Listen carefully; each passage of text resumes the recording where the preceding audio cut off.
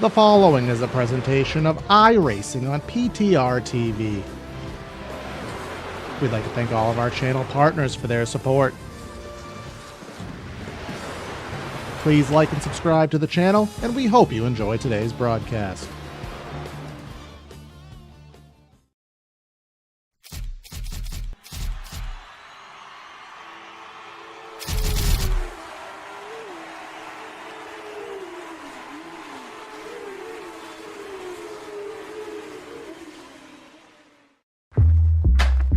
Whatever you drive, however you drive. AMSOIL specially engineers lubricants to maximize power, performance, and protection in your vehicles, so you can work hard and play hard with confidence.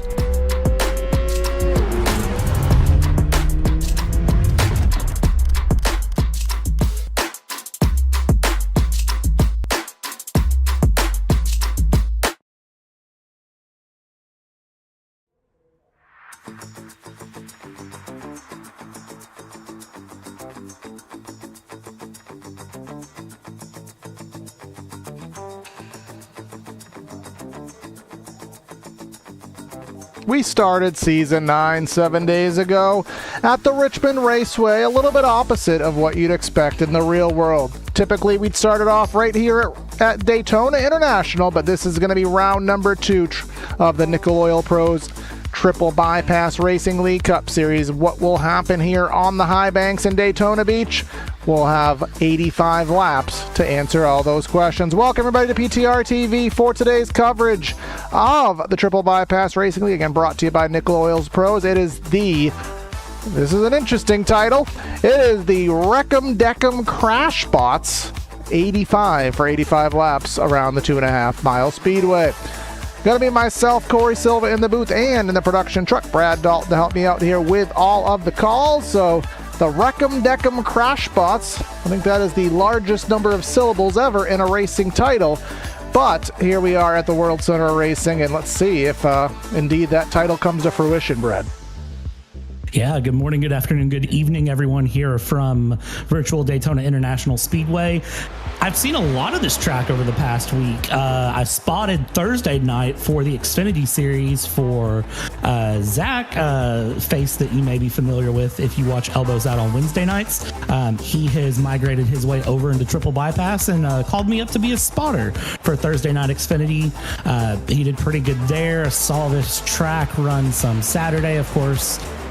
Watching the real life racing that's gone on over the weekend at Daytona, and if you haven't seen it, well, you missed out on some wild racing. And well, now we get it again here tonight before we get it one more time Tuesday night. I love Daytona though, so I'm pretty okay with it.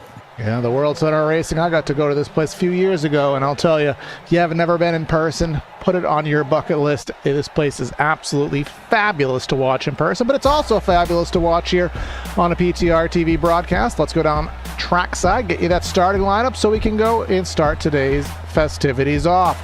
Al Corey, is that a glitch? Al Corey on the pole with a 50.3, and Tex Nichols. Wow. Hell must have froze over. We got Zach Nerney in third. Sean Bradley, I believe he won a preliminary race this week. He's going to be in the 4th position. 5th is Keaton Crothers with Jason Benson in the 6th spot. 7th finds Howie Burrows, our race sponsor, out of the UK. Hopefully he's got himself a bottle of water, with Dylan Friedman in 8th. 9th and 10th we have Ward Fisher, and then Daniel Williams. Going on to P11, it's Jeremy Brown, and then it's the Corgi, it's Ryan Hyatt in P12. P13, the Cat behind the dog, Derek Cat from Dayton, Ohio, with Donald Ristow in P14. Michael Hopkins in 15th, and what do you know? Popeyes, Fast Chicken Motorsports, Ben Harcum in P16. Matt Parasini finds 17th with Mark Jarrell in P18. P19 will be William Ebert and Steve McClendon in P20. And we go back to 21st. We find Michael Seymour with Brad Kress, Big Ridge Boys Racing there in 22nd spot. Matthew Epting in the Pikachu Charmander mobile, and then Elton Wu, the Wooster, going to be in the 24th spot. James Honeycutt, 25th. Matt Harmon out of Martinsville in 26th. We got Josh Corner in 27th. Alex Squire, the Waffle House Camaro, in 28th.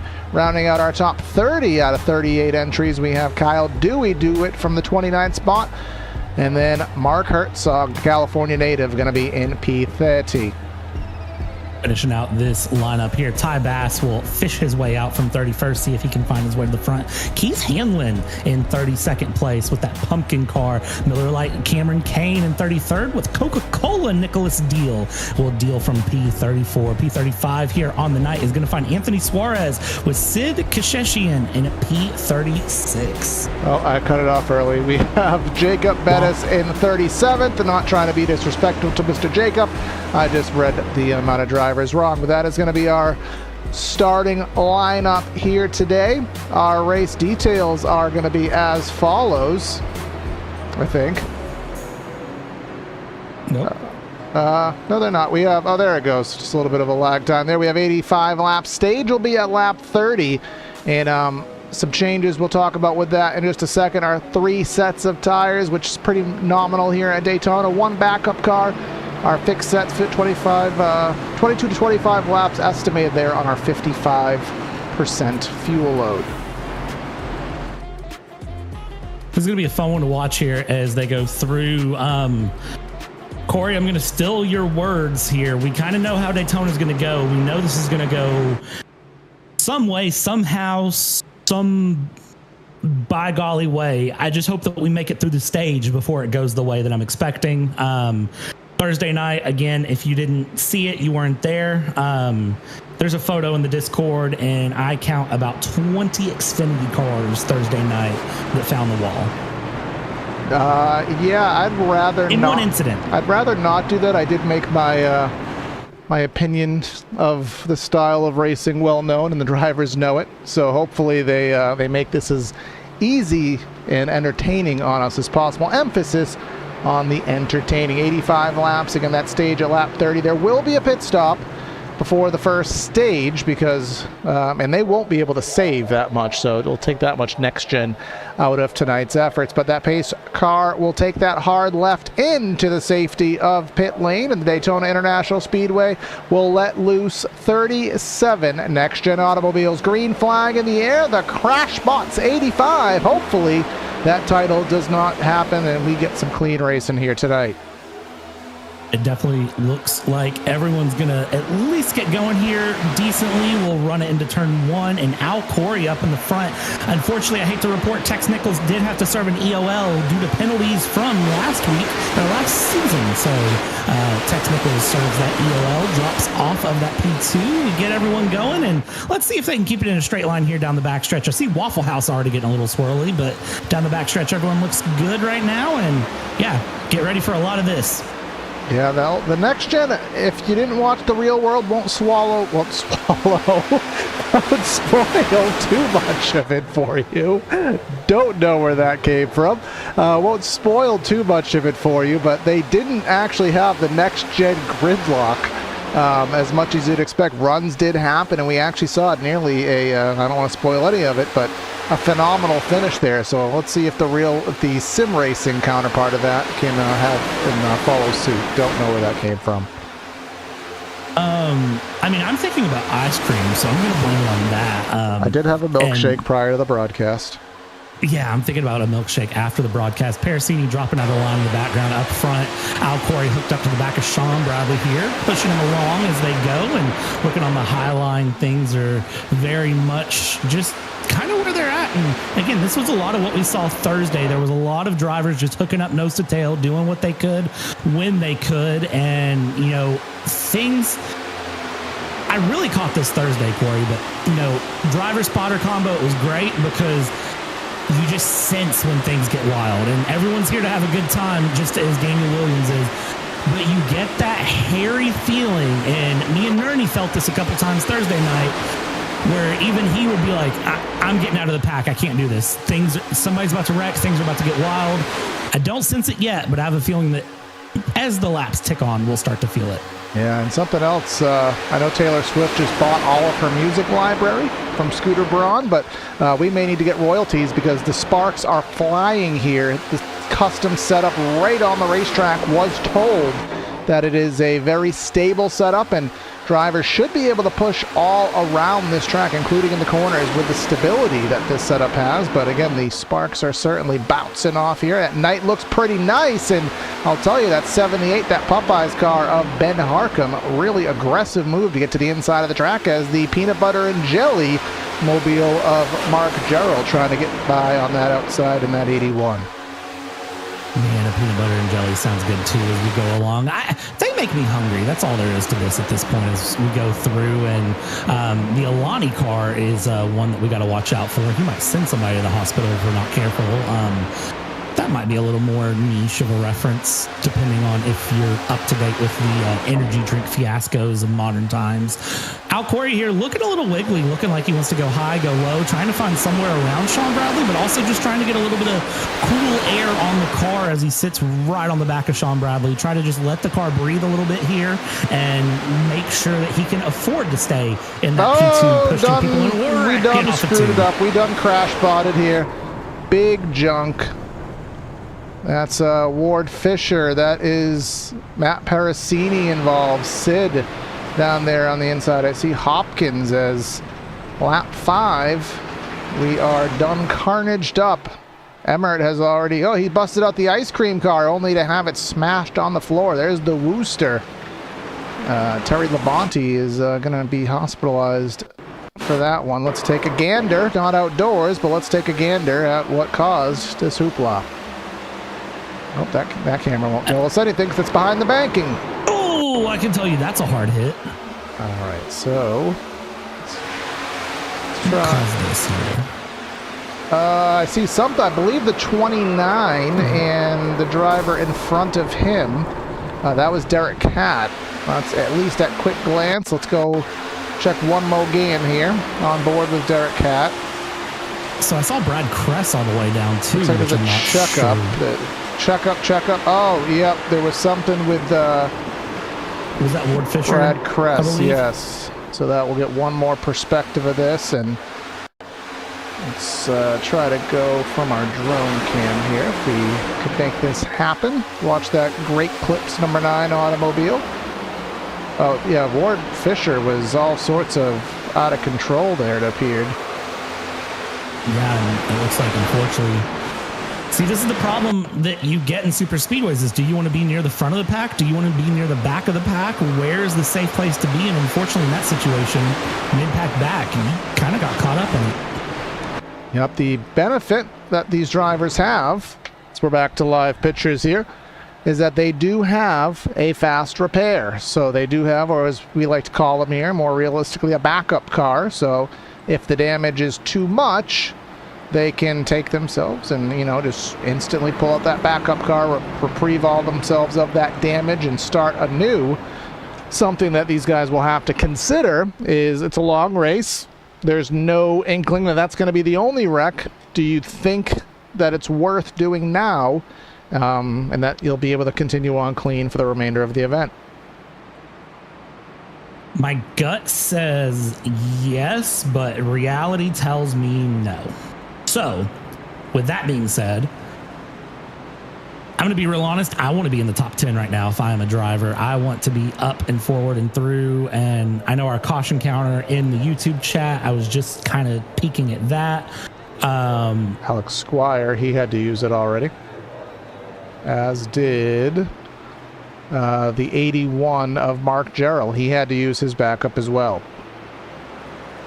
Yeah, if the car was still drivable, I probably would not have used my fast repair yet. I would have held on to it till later in the race, but that's me banking on a couple more cautions happening tonight.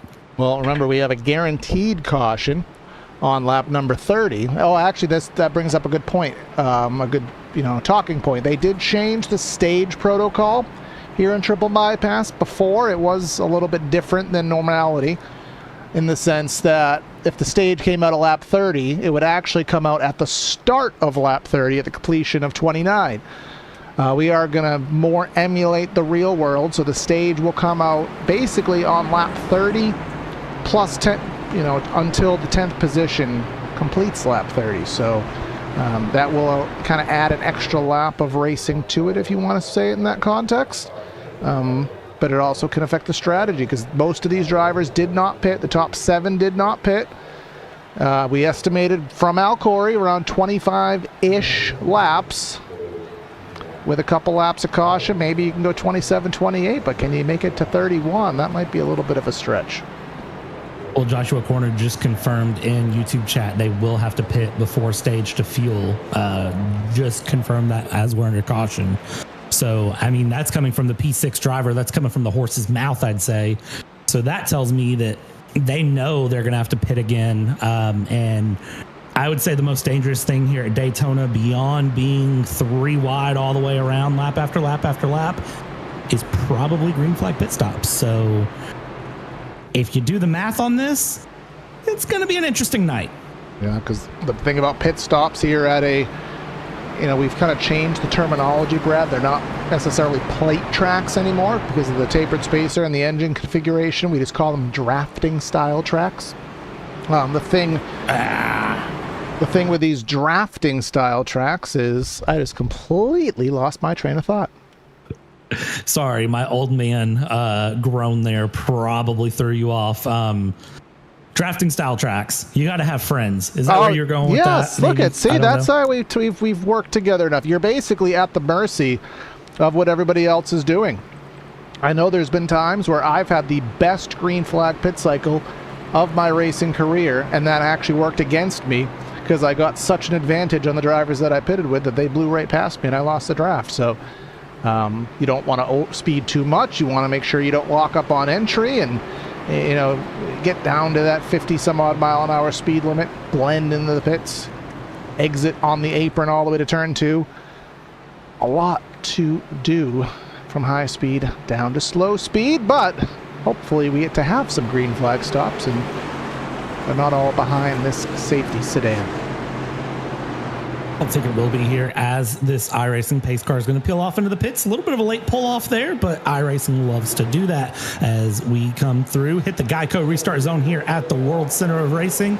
Green flag is out from Barney. We are underway, and look at that. Keaton Cruther's immediately giving Sean Bradley the shove of all get-ups, trying to get Al Corey lost back in the pack. Al Corey will drop down and take 3rd, and we're green flag racing. Yep, heading off into turn number 1. Howie Burrows there. If you don't know what that paint scheme is, you're too young. Brad, you have any idea?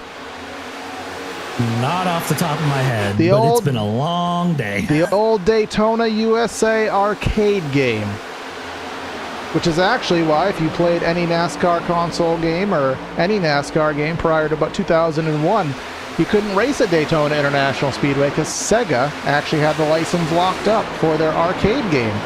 It wasn't until 2001 where other games got the Daytona license. But yeah, that's the old arcade game there.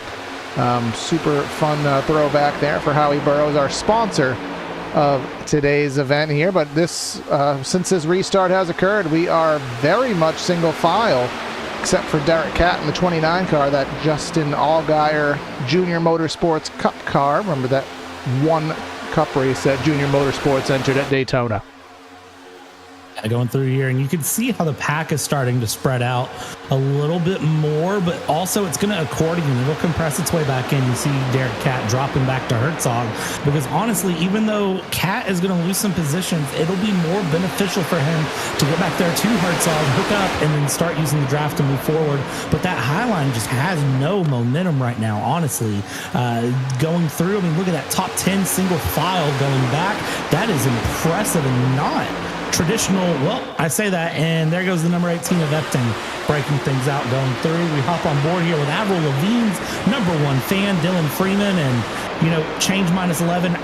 Here's the thing, that's going to go up, down, all the way around by the time this race is done. And we're so early days here, lap 11 at 85. And something, Brad, that this is probably the 3rd or 4th super speedway race we've covered since the most recent updates. iRacing did a major overhaul of this next-gen car maybe 2 or 3 builds ago, and the super speedway racing was very much altered by it and made more realistic. And a part of it that, and I think we've already had this conversation on air, but the car is made more realistic, and take that as a positive or a negative, depending on where you want to go, because it does make the racing a lot harder to get that outside going here. You get the gridlock, you run out of momentum. It's hard to pull out in that third lane because of all the drag. So, it's realistic, but it's almost realistic to the point where I wish it was less realistic and we could get some moves going. It's Howie's trying to do up here. I decided to kind of break the bank there and try to send it through for the tide, get some things moving on the high line there. But again, as you said, it's the realistic kind of run. No, Howie gets dumped. And we're still going. And big one. That was a multifaceted incident there, to say it generically. Watch out. 36 shot the gap. Gap didn't last very long. And then everybody else just coagulates, and kind of the track is completely blocked there. I'm gonna pull the line there for the 36. I don't know.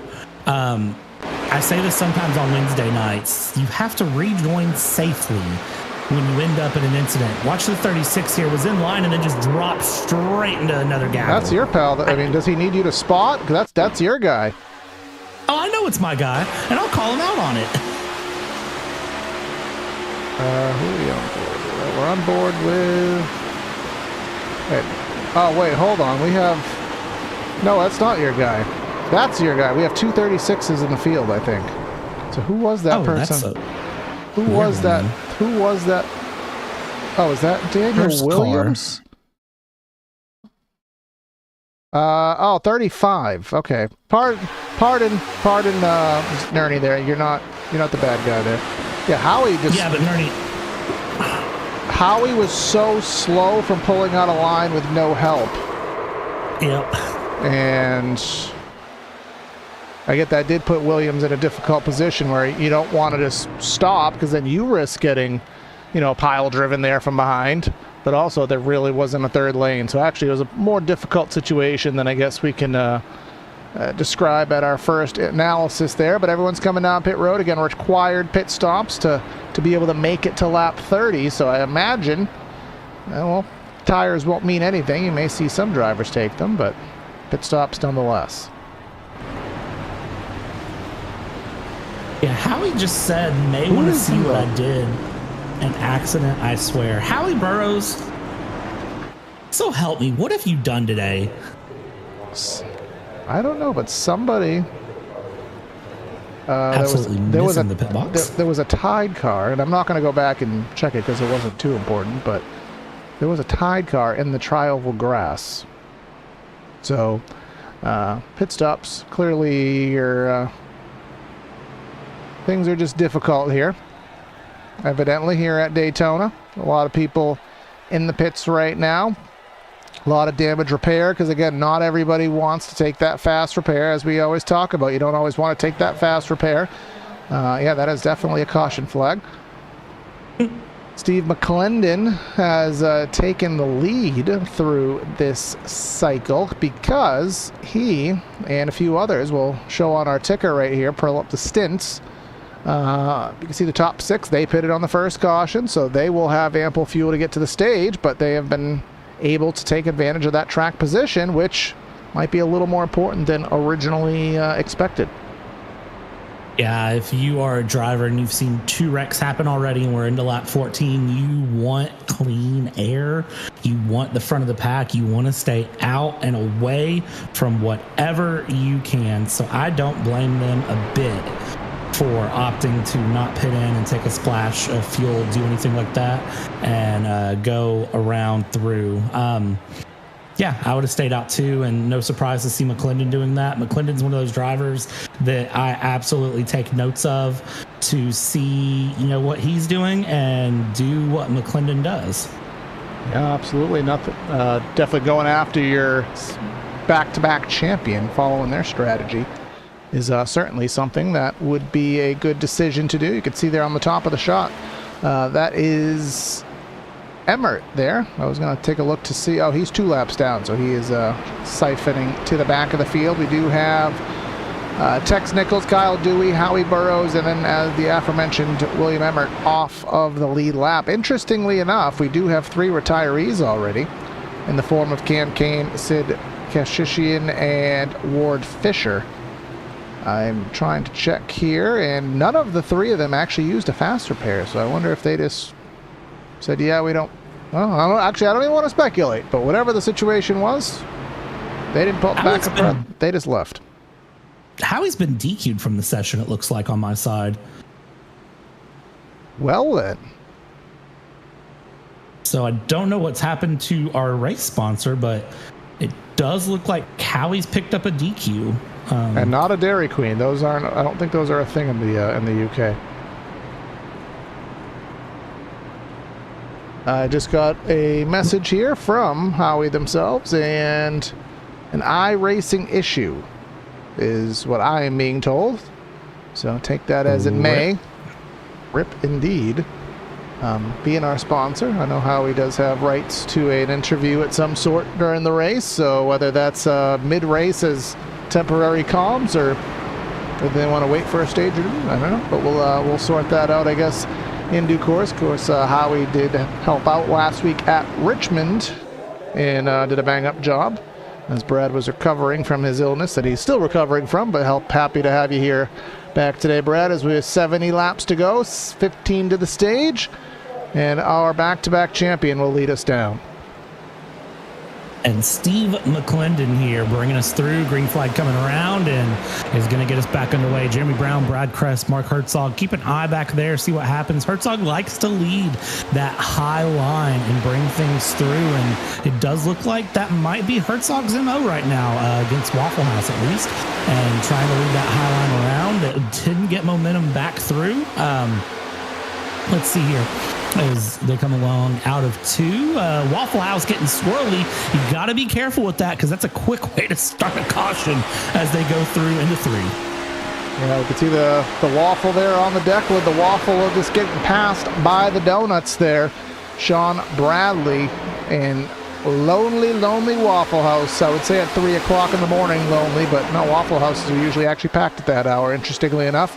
But we get the burger pushing the Waffle House. And that is the outside lane. And then let's just add a little bit of peanut butter and jelly to that. We get the food, whiskey. Quite a combo there leading our outside charge right now. Food, whiskey. For some reason, that sounds like a single college-age male apartment, honestly. Don't ask me how I know. Anyways, top line, only 6 full. And, I mean, they have no momentum. Look at this. They are just dropping back, and unfortunately, I think they're just going to be stuck. Oh! Watch this. I don't know what happened to the 78 there, but he dropped down, came up, and then that took the whole top line out. We're going to make like OK Go on treadmills and say, here it goes, here it goes, here it goes again. Oh, here it goes again. Yeah, Harkham was down on the flat, and then that just forced everybody up, and I'll give 720 points and a combo score for that Tony Hawk wall ride by Squire. That was unfortunate. Yeah, Herzog, Squire. Let's try to deduce why Harkham was down on the flat entering 3.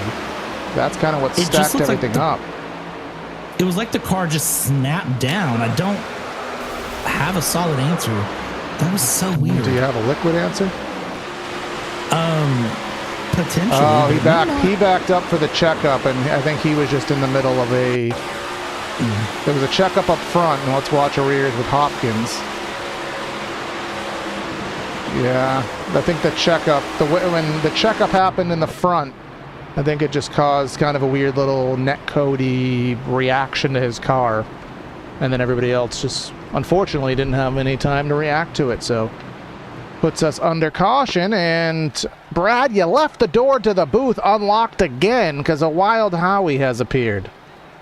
Let's be honest, Howie's had the keys to the booth for a while. No surprise to anyone there. Howie, you're already out of the race you sponsored. Well, worst of all, I'm going to cue this by saying in part I have it coming due to something that you missed while replaying at the big wreck that I was involved in that under replay, I failed to stop a damaged car in time and pile drove Dylan Freeman into another country. So if you can find that from another caution ago, it deserves to be shown for posterity. But after that, there's this crazy thing of iRacing where as soon as you get a too much damage, you're done. You're locked into the car and it won't leave the box. Even if you tick the fast repair back on while in the box. I had it unticked because I might have taken some damage. I didn't have it ticked by the time I hit my box. And as a result, it doesn't let you take it. You are literally, your car is just locked in place and you're out. Well, there's always some, with every new addition that gets added to the service, there's always some little addendum that done ruins it. So, but we do appreciate you sponsoring the event, as does the league. Was the title of the race, was that your decision, or was that a ChatGPT thing? Oh, I knew this would be full of wrecks, and it's so far very much delivered. I mean, you've seen just about as many as I have, and I think there's more to come. So to be honest, it was due, and maybe I'm out of the suffering now. It's under lap 13. It's a clip that's going to get me a league penalty, by the way. I'm just telling you that. Do you remember what lap that faux pas occurred, by the way?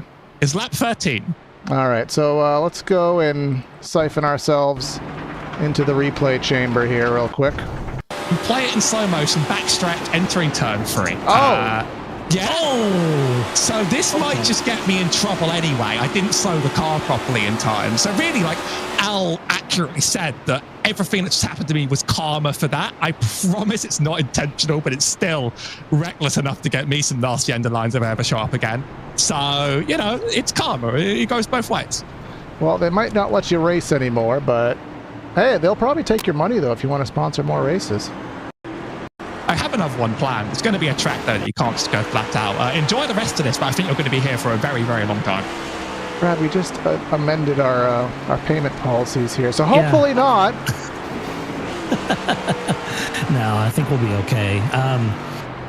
Howie, before we let you go here, I think we're 1 to green. Anyone you want to thank or shout out before we let you go? Didn't really think about this. Don't really have too many right now, other than you guys, of course, for being the stewards of this league that they deserve. I won Draft Master in ARCA Top Split earlier today, so I might be back. Just you wait. Wait, you just call us the stewards of this league? Oh, no, but well, you, not the stewards, but you guys, you're a good pair of hands. I trust you. Oh, okay. I was going to say. I mean, we are unofficial stewards with how much we roast everybody here. So, and some of that I think actually gets put into context. So, but either way, we are on 1 to green. Looks like we're doing single file restarts, interestingly enough. And we'll see what happens to the end of the stage. And unfortunately, your race didn't go the way you'd like, but potentially, maybe. Wait, Howie's not here. So who am I talking to? Hi, Brad. Hi, Corey. So this is another unique point of triple bypass. If the in-race admins are not 1,000,000% happy with the quality of the racing, because they want to put on a good show, they don't want to be here all night. It's a Sunday night. They want good racing through.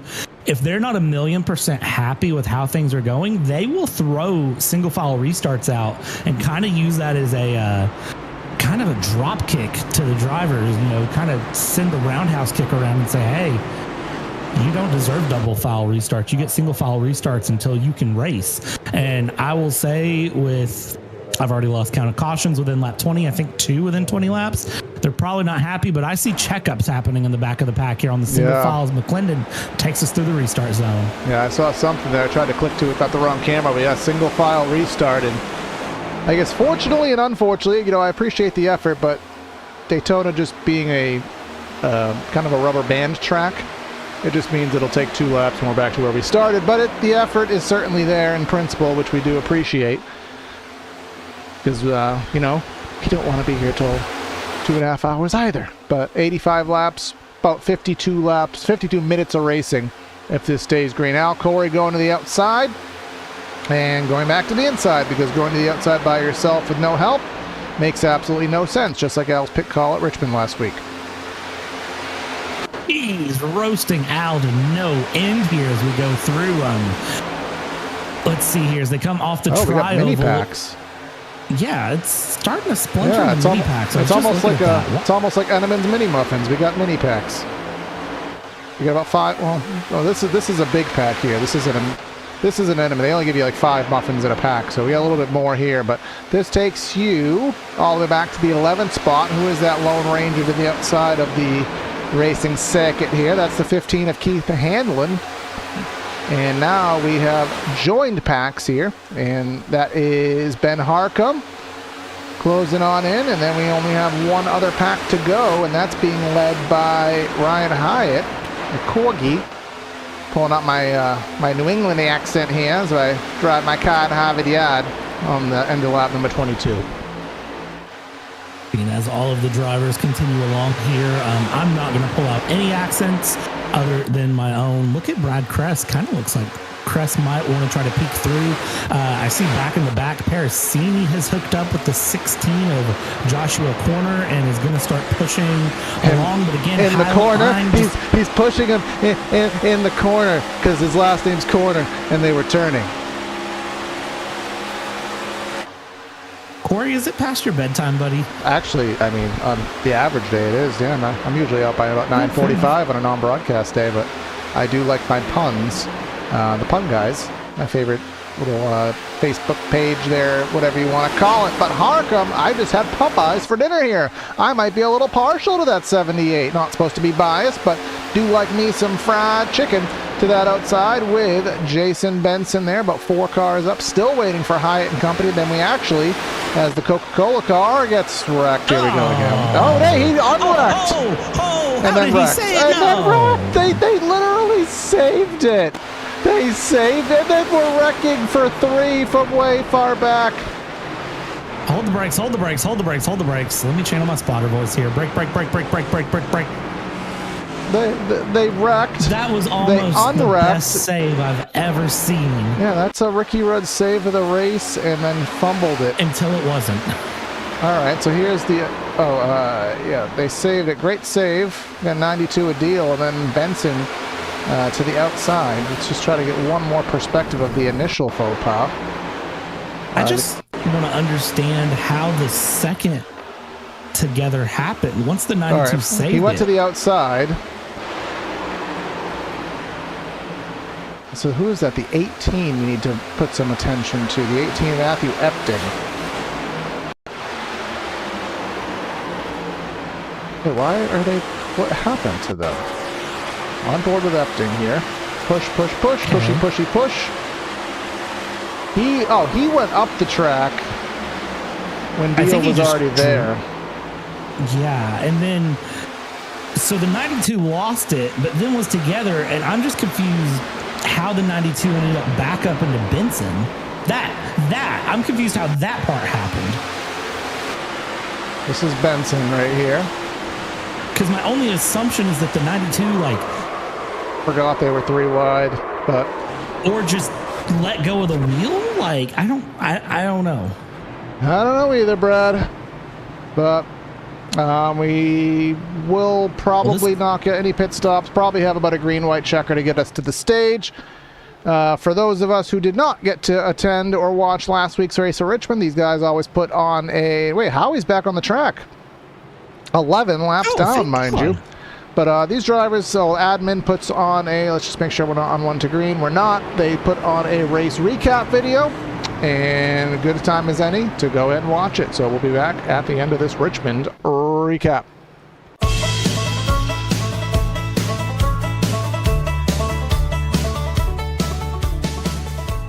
On August 17th, 2025, the Triple Bypass Nichols Oil Pros Series stormed into Richmond Raceway for 155 laps of short track action in race 1 of the new season. With 5 different leaders and 7 lead changes, the track delivered fireworks and 10 cautions across 40 laps, kept the field tight and the pressure high. The race was sponsored by Daniel Williams, and the Capital City Clash was set to go. Broadcast live on Primetime Racing, Ty Boz, Driving Car 2, pulled off a brilliant charge from 15th on the grid to score the win. He dominated the second half of the race, leading 92 laps and clocking his fastest lap of the night on lap 125. Once he grabbed control, he never looked back, executing every restart and lap with precision to cap off a commanding performance. Matt Harmon, behind the wheel of car 28, gave it everything he had in the closing laps, but couldn't quite reel in the number 2 car. Harmon crossed the line 1.6 seconds behind the leader to take second. His smooth pace and ability to stay clear of trouble kept him in the fight all night. The 809 of Keaton Crothers stayed glued to Harmon's bumper and brought home third, just 0.2 seconds behind him.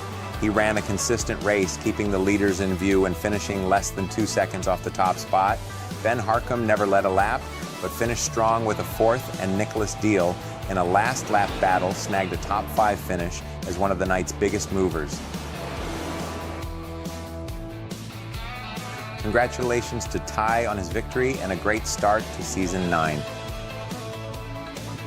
We hope you enjoyed this Triple Bypass Nichols Oil Pros Series recap. We'll see you next time.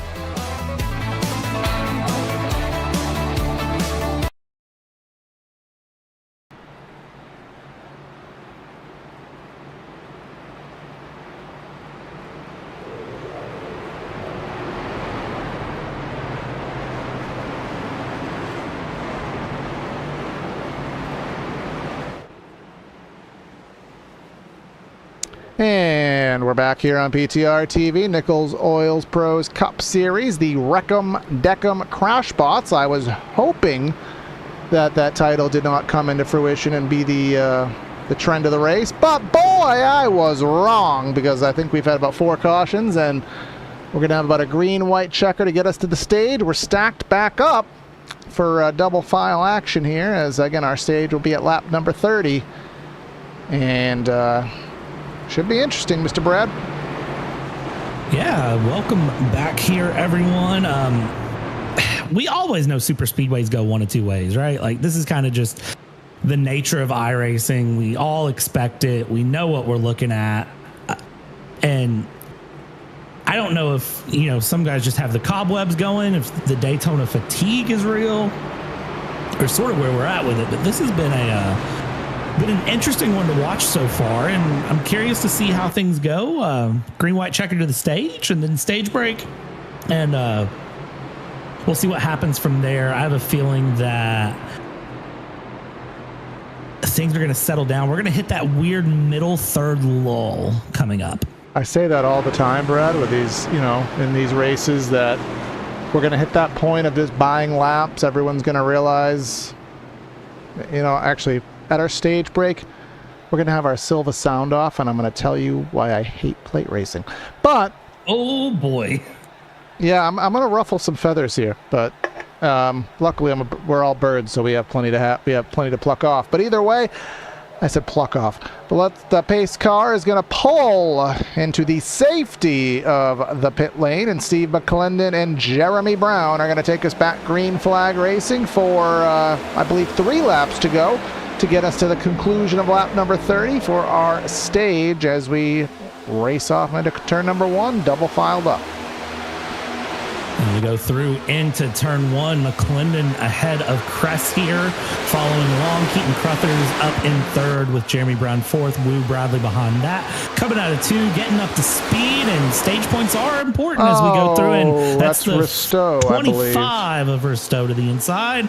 No caution. Let's keep her green. Yep, he's off in the acres and acres of runoff pavement, so Barney will let him go. If he can get himself sorted, should be able to remain on the lead lap until the stage break here. But coming through lap 28, you can see that gap between the packs. We have the lead 23 and a few stragglers, including Ty Bass, which I think Ty Bass is on the 2nd pack, is actually quite interesting. I think there's some damage, though. Maybe he's waiting on a fast repair. But top 3 single file, top being led by Jeremy Brown, and be interesting to see, does Brad Kress want the stage, or is he content for 2nd? I'm going to say Brad Kress wants the stage, but Brad Kress also doesn't want a wreck to get the stage. So this is a balancing act being played out here with Keaton Crothers behind. And you can see Keaton kind of poking the nose a little bit, kind of taking a look here. And I think if Kress goes, Crothers follows and leaves McClendon all alone here as we come around. It'll be white flag for the stage this time by as they cross the line. And that top line might have a little bit of steam this time going through. White flag out for the stage. Yeah, that's the conclusion of lap 30. Once the 10th place driver crosses the stripe, so it'll probably be exit of the tri-oval when that yellow flag will fly. And we'll see the last stage point right now is that 78 of Ben Harcum there, so a little flip-flop with Harmon, and perhaps Hanlon, maybe somebody can take that away. That is the battle for the final point. But the battle for the primary point is up here. The top three are pushing themselves through. Parasini making the solo charge with Harmon here. Let's see if anything happens to the back end of the racetrack. Harrison would love to be able to run up front here and get this stage point and snap that through. Going around out of 4, keeping things going. Everybody's going to spread out. It is going to be a look from Brad Kress going to the line here. They're going to go side by side at the line and coming across the line. It is Steve McClendon ahead of Kress with Keaton Crothers in third. Stage caution is out.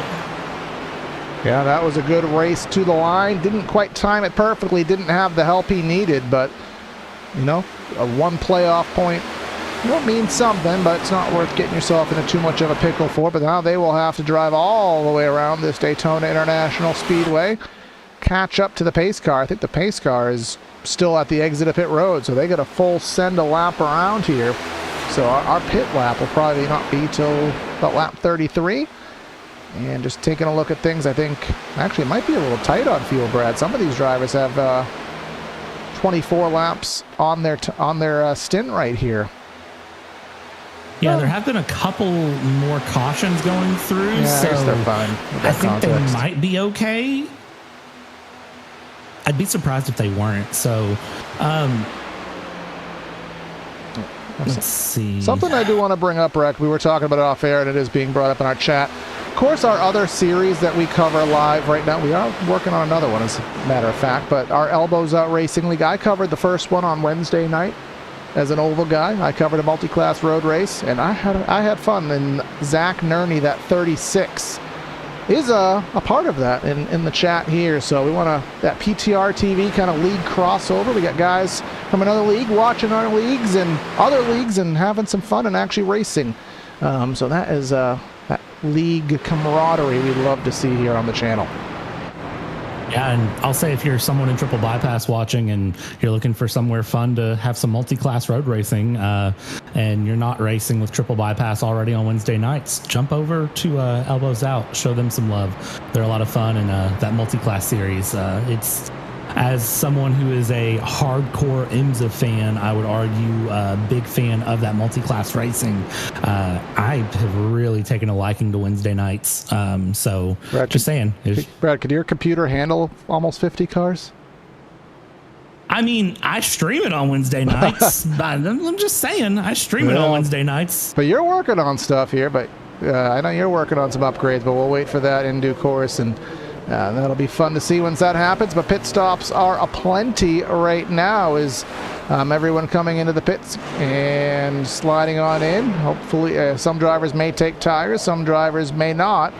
But either way, there goes Crothers out. We do have a couple drivers actually staying out, interestingly enough.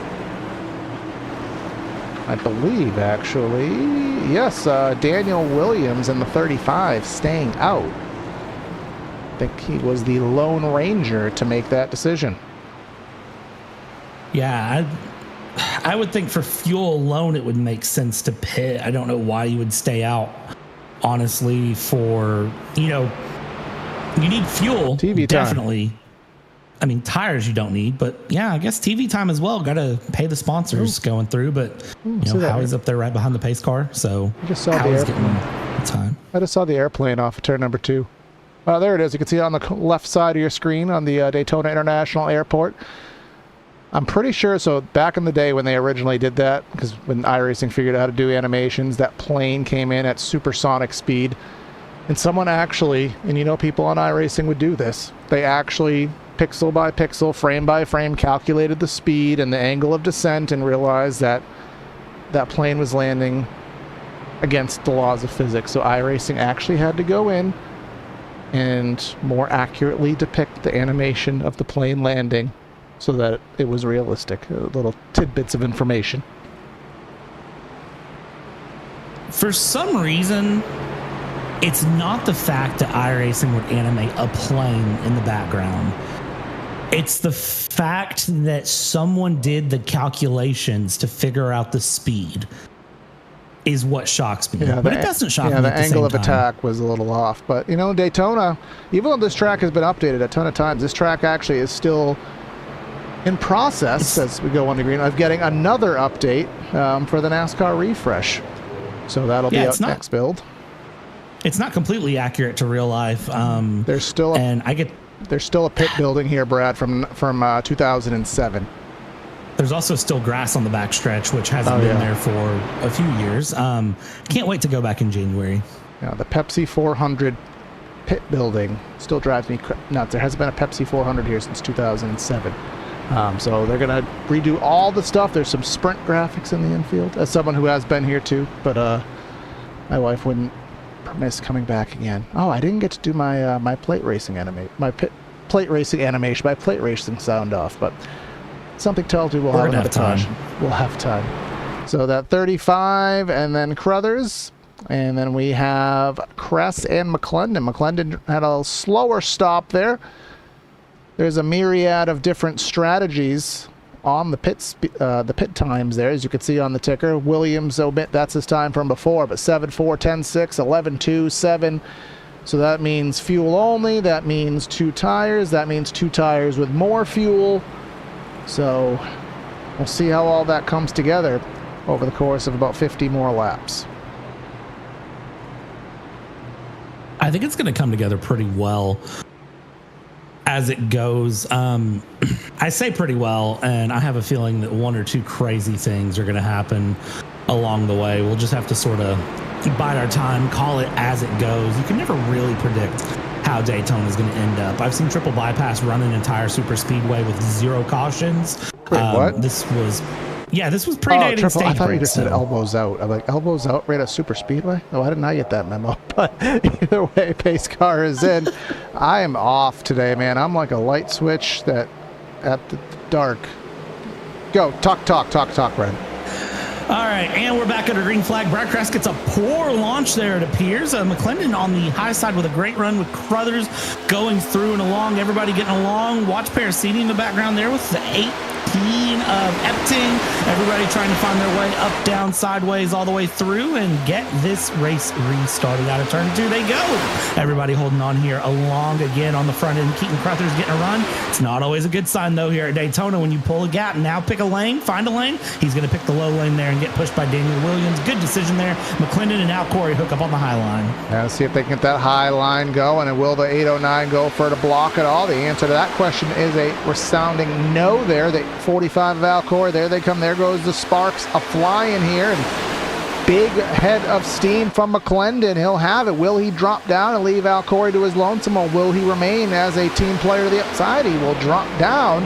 That puts Al Corey in that advantageous position. Maybe he can get himself a lap led for the race lead with that run to the outside.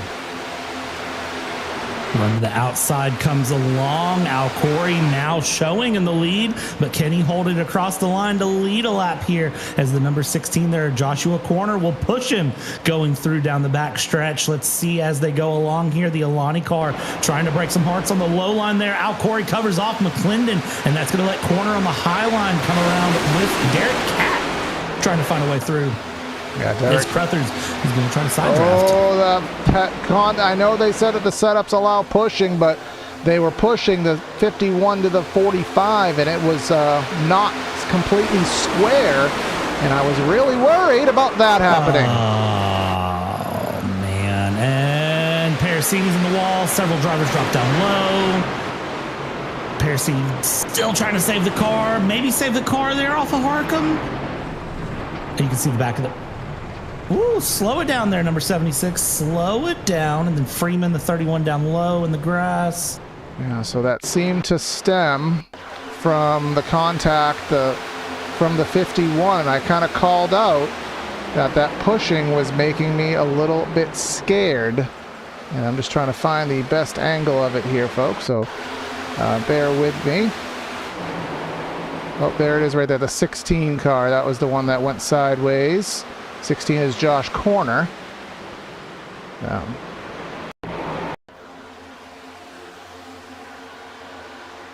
Howie Burrows says this is according to plan. I don't know if it's the plan to justify the race name. All right, so now we have a $1 million. It wasn't anything to do with the 51, so I take that back, Mr. Steve.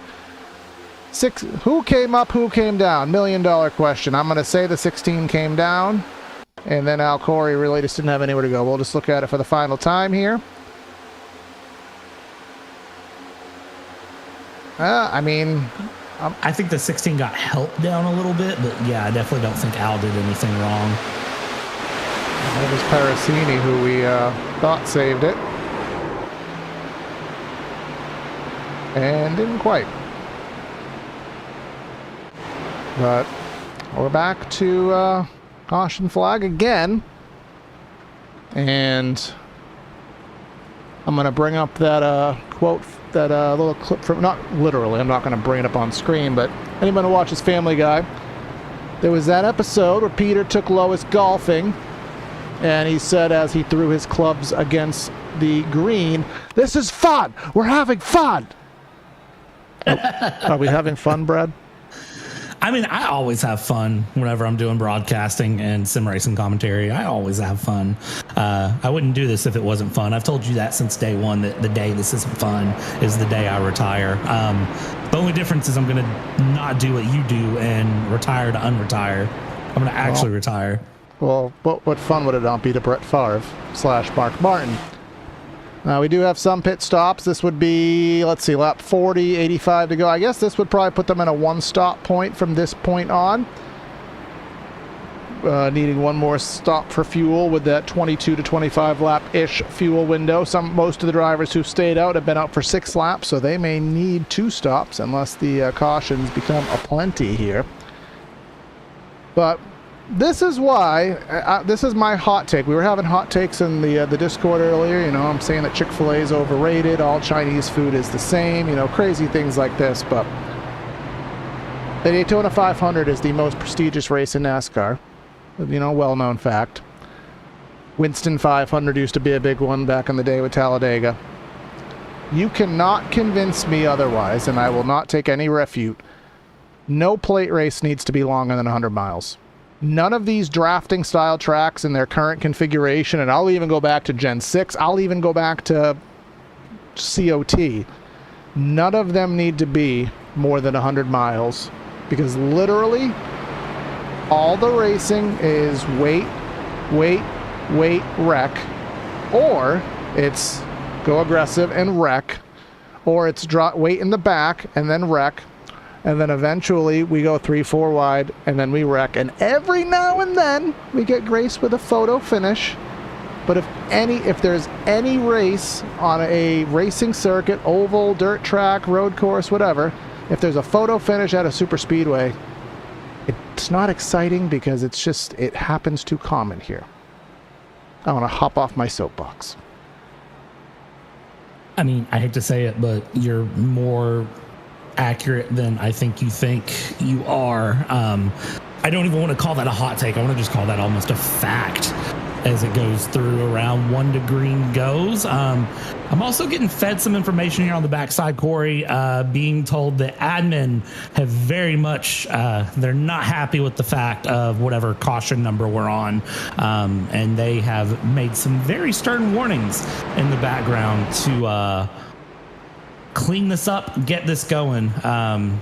Yeah, we're on 6 cautions here with 46 laps to go. So that's 5 cautions for cause. Yeah, so they are very much, you know how when you were a kid and like your dad would threaten you with the belt or your mom would threaten you with like, I don't know, the frying pan, the switch, whatever you got threatened with, your parents would threaten to whip you when you were younger. And they like were very stern about it, and you knew it was one of those where it's like, oh, they're not joking, they're actually really upset with me now for whatever reason. That's where admin are at. They've pulled the mom and dad card. I'm getting some takes here in the chat, and I'll have time to respond to one of them. Worst one that I've ever heard. You know, it is what it is, and it's not the track's fault.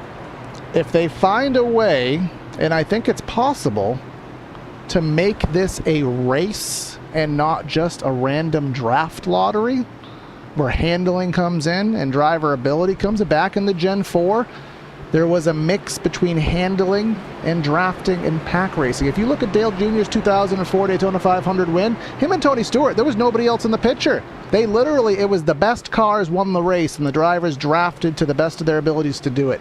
If they can make the cars handle and make this actually bring, you know, the best car to the forefront, make it 500 miles. But draft lottery, I'm sorry, you're never going to talk me out of it here. But either way, we can continue that on the next caution. Hopefully the next caution doesn't happen. But if it does, we'll continue that conversation here in the Crash Bots 85. Back to Green Flag Racing via Derek Catt. And Green Flag Racing coming around. Derek Catt meowing his way forward here. Al Corey already wiggly on the restart there, squeezing his way down. Didn't really have room, trying to go up.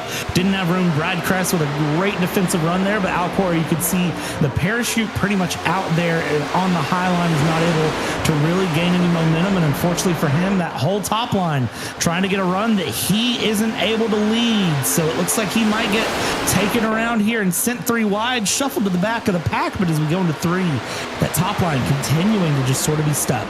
Yeah, 87, rather 46 or whatever number Jeremy Brown is here today, doing everything he can. And you can see that second pack, if you will, not very formed. It's hard to tell. There may be some strategy to that, Brad. You have Tex Nichols here, who is on the lead lap in the 23rd spot. Risto, remember, he spun through the back straight, all that space down to that runoff pavement. This may be a strategy just to sit back here. Again, this is our series sponsor, Tex Nichols. You can check that out, NickelOilPro.com there in the description. But this may be a strategy for the attrition. A lot of these drivers have used their fast repair.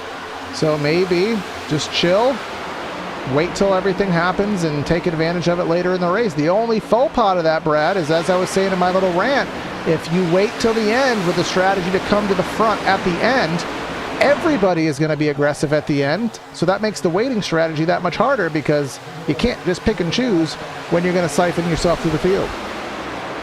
Indeed, it's one of those that as you go through, you ride the wave more than anything going around. There's not a lot you can really do with it here as we watch that top line still continue to try to develop there. Al Corey going along with Matt Epting, I believe that is there on the high line with him as they continue along.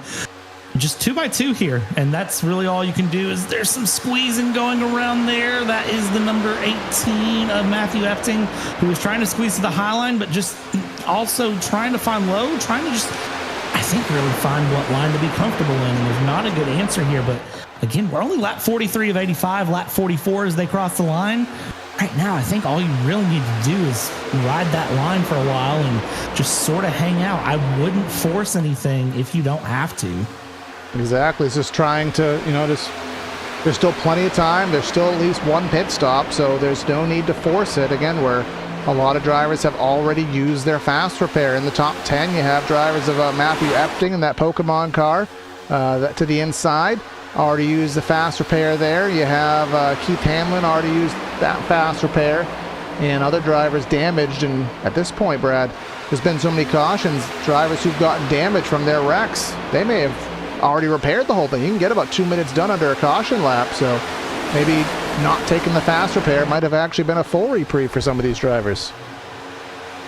Yeah, I fully agree with that here as we go through across the line. Al Corey still right there in the line looking through and around, and this is just starting to feel tense. It's starting to just feel, I don't know, nobody's comfortable, and I blame the car for that more than anything. I don't think these cars are comfortable for super speedway racing in general as we go through and around.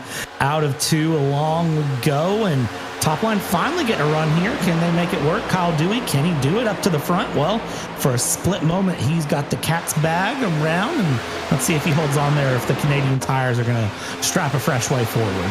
We'll see. And I wonder what the intensity of Al Corey is going to be right now. He's in this position. I mean, the best thing you can do is to push that Slaughter Racing Designs Camaro of Kyle Dewey to the lead. Try to get him to clear so that way you can be the first car to the outside, which is, I believe, what can happen right now. But no, Dewey didn't drop to the bottom. He stayed on that outside lane, and I don't know if Al Corey is happy about that or not, but that's usually how it works. Is Top car clears. Next car clears. Next car clears. And you just kind of have a revolving door of who takes the lead from the outside. Yeah, it definitely seems like that is what's happening here, and you just, again, you have to accept it and be okay with it. The problems come when drivers are not okay with how super speedway's super speedway, and it starts to become an absolute dumpster fire sometimes, every once in a while, as they go through here, continuing along here, and just watching that top 15 sort of stabilize out in the run as they go. Look up front, though, and Al Corey finally getting a shove forward there from that number 46 of Jeremy Brown, I believe that is. Yeah, I think they're going through. I think Jeremy has a number conflict here. Scheme. Yeah, he's 87. Oh, here he goes to the outside. 07, I suppose it is, but he goes to the outside as Al Corey went to the inside lane, and a good push there. Anthony Suarez in that 023 Tide ride, trying to give the push to Brown on the outside. And then you have Nicholas Deal in the 92 just behind that. Outside, not very formed, but still maintaining pretty decent momentum here as the leader will clear it. He'll bring Suarez along with him to the inside lane. Gives Nicholas Deal command of the outside. A great run there for him to get his way through. Single file now becoming the name of the game yet again as that Coke car on the high line continues to come along. You can see here really how much these cars are trying to stick through as we see some shuffling there in the mid-pack, trying to find things through. That is Parasini, who is kind of jostling for position up high, down low, all the way around, coming through. And now we've really hit that point here where we're coming up, starting to count down the laps instead of up the laps, and this is where I think drivers are going to start to get a little impatient, and they're going to start to sort of hit this point where they're thinking the end of the race, they need to make some moves, and I think some guys are going to start making moves a little bit riskier than others, and we're going to start to see things regress a little bit. Yeah, that's the point where, as I said, the guys sitting in the back and waiting, they're going to have their moment where they decide it's time to go. But when their time to go happens, everybody else is still in their time to go, which at that point you have even scarier of a hornet's nest than you may, consider right now to be. But Jeremy Brown leading this down, and if memory serves, Brett, I want to say he won. I don't remember if it was an area or if it was over here, but he won a plate race at some point in recent memory, as he leads things through, someone that we know can get it done.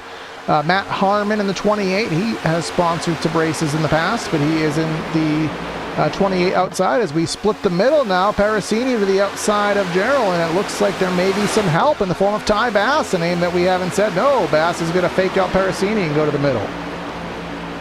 A great run there from him to go through 3 wide, coming around those. Parasini's going to try to squeeze away back in. No room to be given for Parasini, and unfortunately for Parasini, he is going to fall his way backwards here, which is not a bad thing, all things considered. 35 laps to go. There's plenty of time to be found, so even if you are shuffling back in the order a little bit now, there's plenty of time to work your way forward and work your way through. Some different drivers kind of watching through the field here that I'm keeping my eye on. Herzog is one of them. It's delicious. Corey, not Al. He is lying. Not sure what that's about, but you can see Herzog there really keeping things together and moving his way through.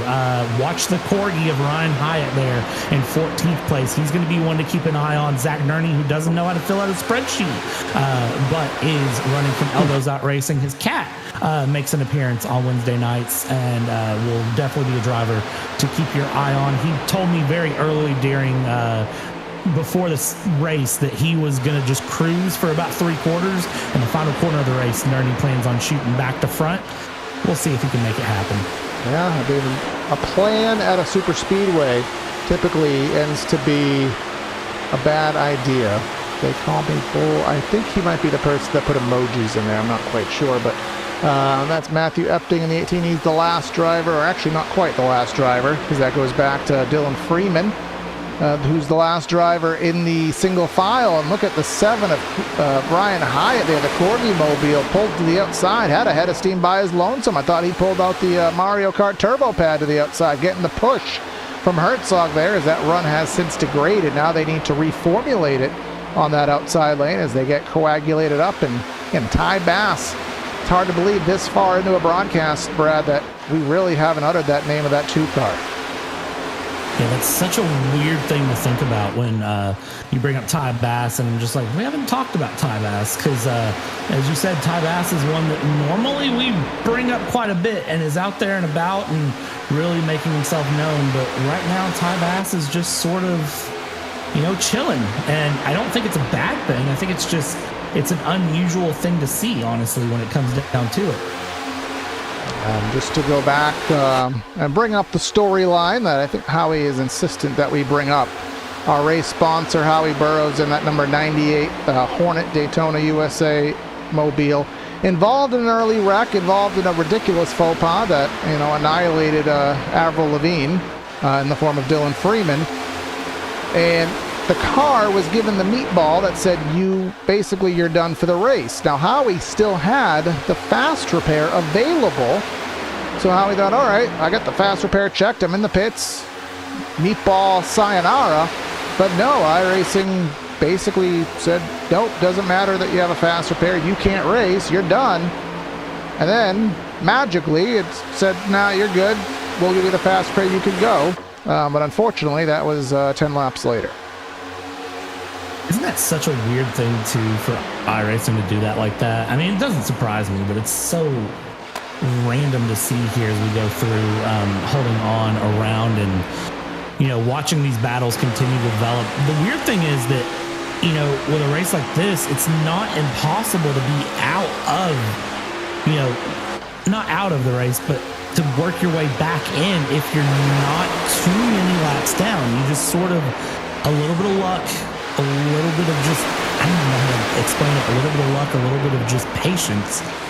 And maybe if this race was a little bit longer, how we could work the way back into this, which would be amazing to watch here as everybody's decided to work nose to bumper right now with 30 laps to go. Brad, apparently it is your fault that Nerney didn't fill out the spreadsheet. Not quite sure. I'm just the messenger. I'm not the blamer assessor there in this situation anyways. I usually assess blame quite a bit, but not in this situation here. But I will say that Mark Herzog in that 57 is in absolute mega push mode to the Gecko Hawaii Best Buds Camaro thingy by Ryan Hyatt. That just trying to be all the sponsors that I can be, but I don't know anything of any of the sponsors on these guys' vehicles. But I do like geckos, but that's not Geico, so I don't know, but I'm not cool. I don't have a good answer for what that Corgi has done either. They transform into a reptile? Or I hope not. Is a gecko a reptile or an amphibian? I'm not sure, honestly. Pop a Goog for us in a second, but one thing, Brett, I want to say it. I want to say it, and I'm so nervous to say it. Let's pull up the stints. Oh, God. We might actually have a green flag pit stop.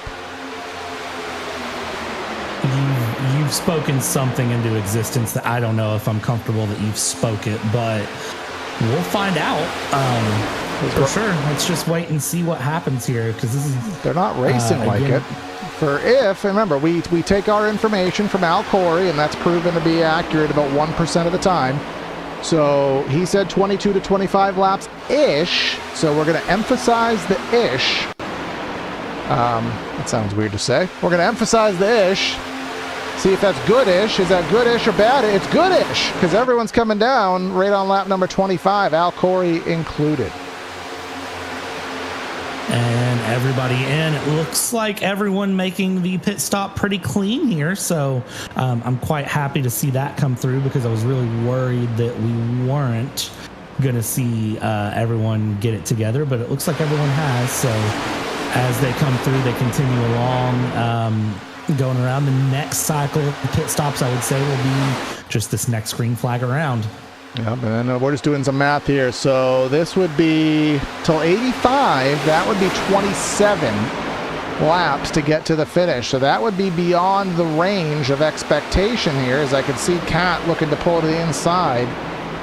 Now, Derek Cat pulled off the banking way earlier than I ever would. Kind of, that person on the freeway who hits the brakes about 100 feet before you actually get to the exit ramp. That's kind of what Derek Catt just did. Very safe, but it cost him a lot of track position. But everyone comes into the pits nice and safe. Nobody in the grass. I don't see any penalties to be had, so I'll take a slow, safe stop over absolute chaos. I 100% agree with you on that one, and it does look like that is what we've gotten as we continue along here. Going around, it looks like everyone just sort of... Now it's shooting at the hip. It's what do you do? Who do you go with? Who's your friend? Who's your mortal enemy? We know that all of these drivers are sitting in comms together, and well, it looks like Herzog is going to pull off there. It looks like Herzog will have one friend and maybe a couple, but a majority of the field deciding to still stay out here as they go along. And that was a wiggle going through 2x2, still up in the front, holding along as some drivers are trying to blend in. And you can see here 21 laps for Hopkins, 21 laps for McClendon. So this is actually good news for them. And the reason I say that is, we're blocking. We're trying to get down to the inside. They have run enough laps where they will be able to get to the finish of the race with no fear.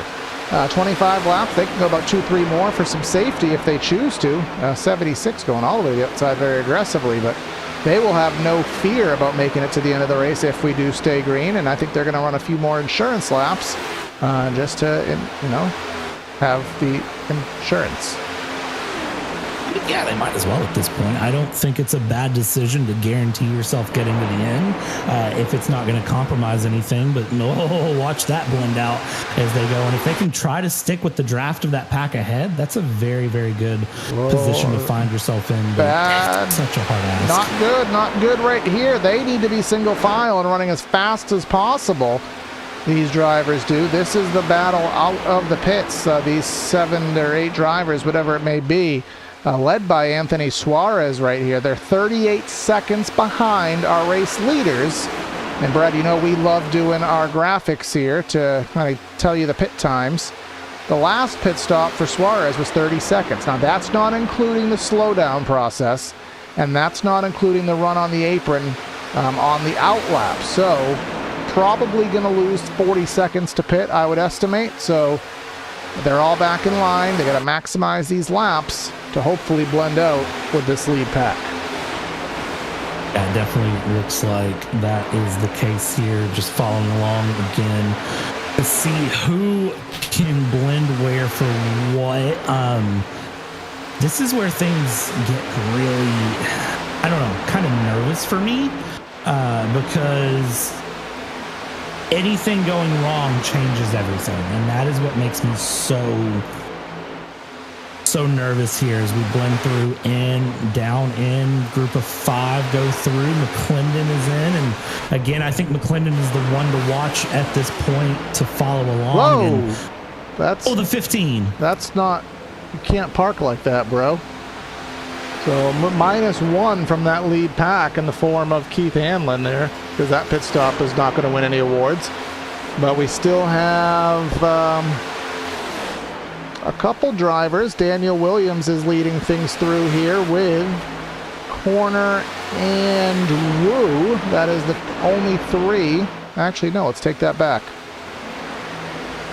So Williams is attached to some other drivers, and he's going to come down this time by. Corner is going to need to gain some time. I think Wu is going to go Steph Curry deep here, trying to close in from 3. And he may have just done enough to do that. Definitely looks like he did there. Great run from him as he goes along and continues through. McClendon out and about on the racetrack here. Let's see. I talked about this, Brad.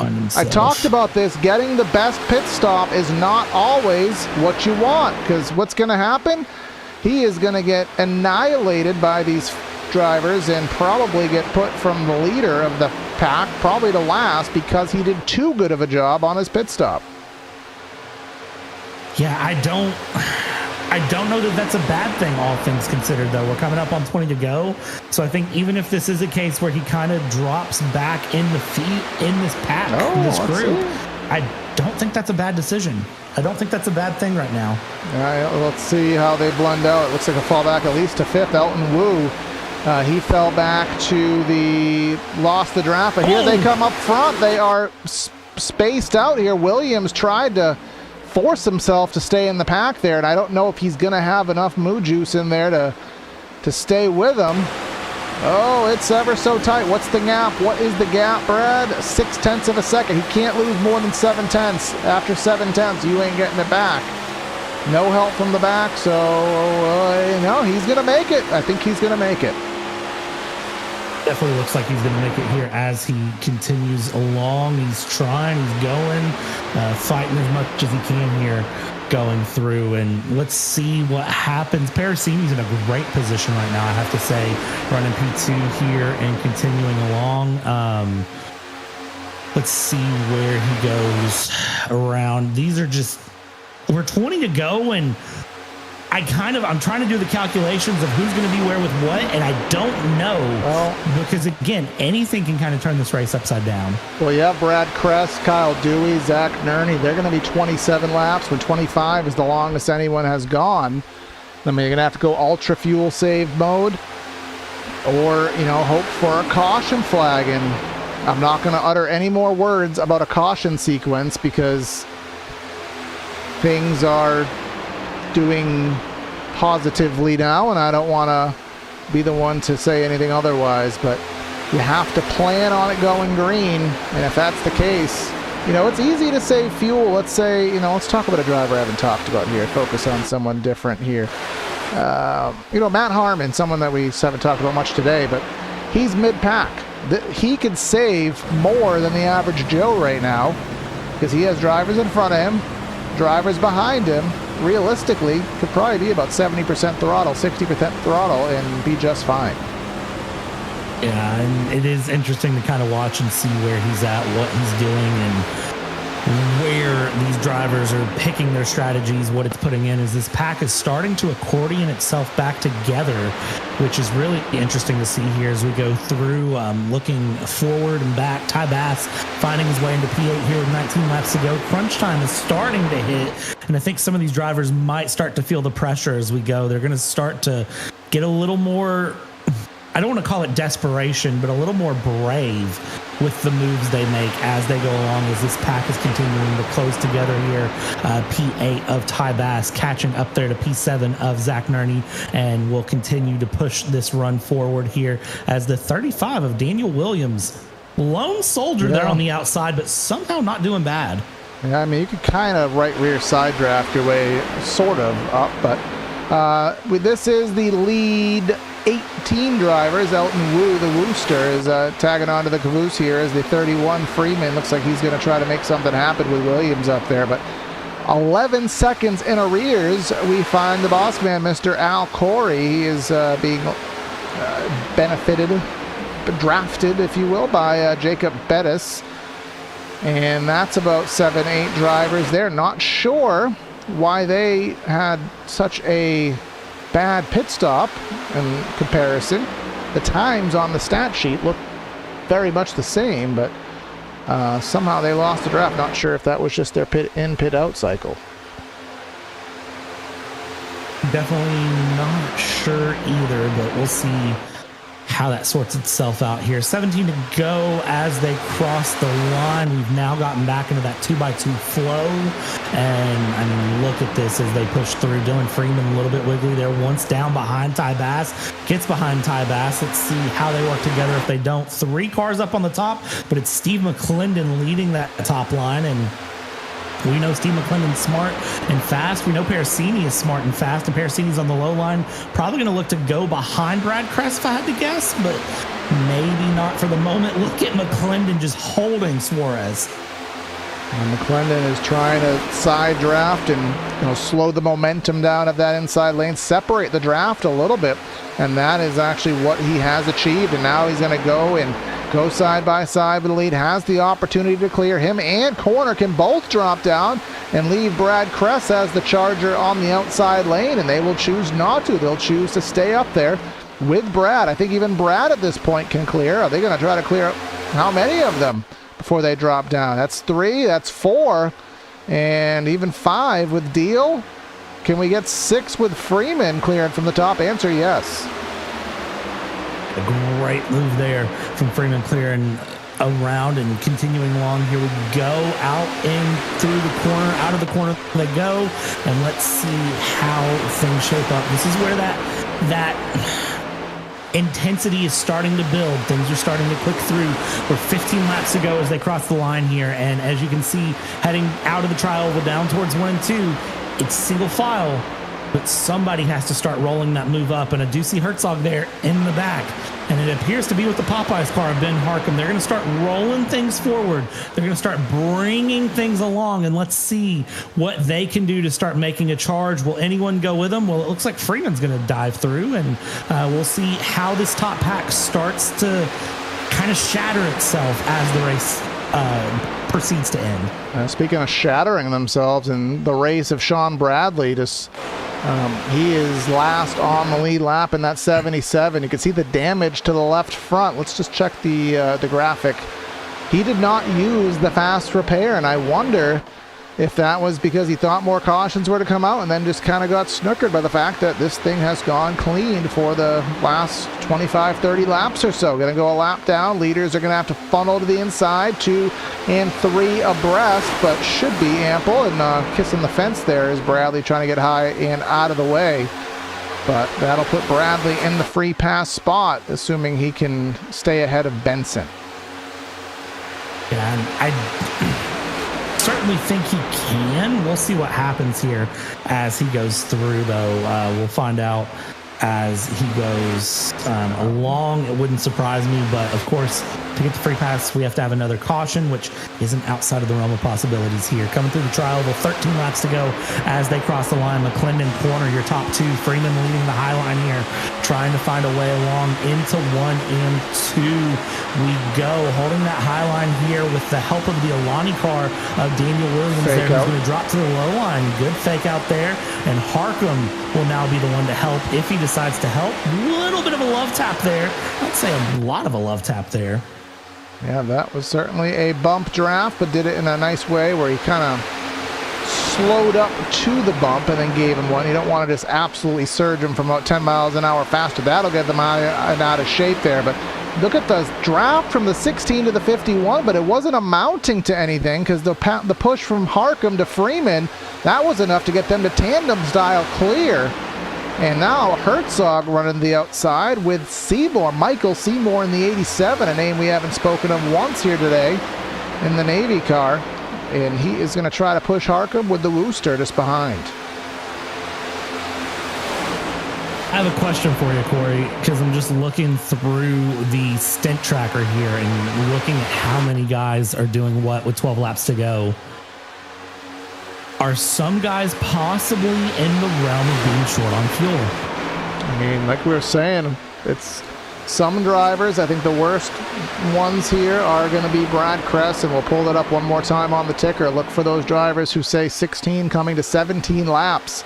Your Brad Kresses, your Nichols Deals, that's going to be about a 27 lap run to the end. 28 laps in the form of Brad Kress. 25 is the longest we've seen, and that was the end of what we estimated. So they're going to have to really, really back it down. I don't think they can go more than 50% throttle, but maybe they know something we don't. We'll find out here as they go along. Let's see what happens through. It could be close. Just trying to kind of get an idea of who may make it, who may not make it as we continue along. Going through Al Corey here now, in the run. Now, Brad, look at this. Remember, we talked a little bit ago. This was about 11 seconds. They got it down to 10. That's not enough. They're not going to get there, but they are running really solidly in that single file train right now. Yeah, they're running pretty consistent here, and really that's all they need to do. And again, anything can happen to really shake this up. They've just got to continue chugging along, honestly, is what I would say for them to try to close things up if they think there's a chance they get there, because this is the hornet's nest. This is where things are going to start getting really kind of scary as we go in. We're now under 10 laps to go here as they cross the line out of the tri-oval. It'll be 9 to go, and what'll get interesting there is when they hit 9 to go, some drivers are going to start to really get nervous. They're going to want to be through. But as you and me talked about, ad nauseum we've talked about it. You talked about it earlier. It's that run out of turn 4 into the tri-oval on the final lap that really matters. Some drivers are going to want to be in the front, some want to be in P2, and as they pick that position, it can make things interesting towards the end. You have to know who's around you and try to gauge the intent of those around you. Are they, drivers that you've worked with? Does anybody owe you a favor? Is there anybody rival there? You don't want to make that pass attempt unless you are positive that the driver behind you is going to go for it. These next-gen cars, as bulky and draggy as they are, as soon as you pull out a line, it's like you've hit a wall of air and you just basically lose all of your speed. You need someone to help you, and unless someone's already said, I got you, it's such a risk to make that move, Brad. And some drivers, that's what a lot of times leads to single file finishes, is everyone's so afraid to make the move that nobody ultimately makes it, as something happened in Nerney in the 36 dropping back. That is fuel. I'm getting some info here on the backside. Most drivers are short on fuel. So as we watch that, keep that in mind. And this is turned into a fuel run. Who can make it to the end on fuel? Who cannot? And that is going to make things really interesting. Do you have enough in the tank to get to the final lap? And then can you absolutely send it through and make it to the end? This is going to be a very, very hard fought race to the end. Pit stops. Ladies and gentlemen. Yeah, here it comes. Yeah, we have about 4 or 5 drivers. Kress, we have Parasini, we have Deal and Nerney coming down, topping off. So they'll be able to stay on the lead lap. They'll probably just getting 3 or 4 seconds of fuel, splash and go. Verbiage we don't talk about too often these days anymore, but having a splash and go pit stop here. And again, we were talking about it over and over. There are a certain set of drivers who have no concern at all. And that would be your Daniel Williams, your Elton Woos, and I'll show you on the ticker again. Anybody, the lower numbers, 15, 16 laps, they should be fine. It's the 19 and 20s that we see on there. Those are the drivers that, as we're finding out, most certainly are going to need to top off.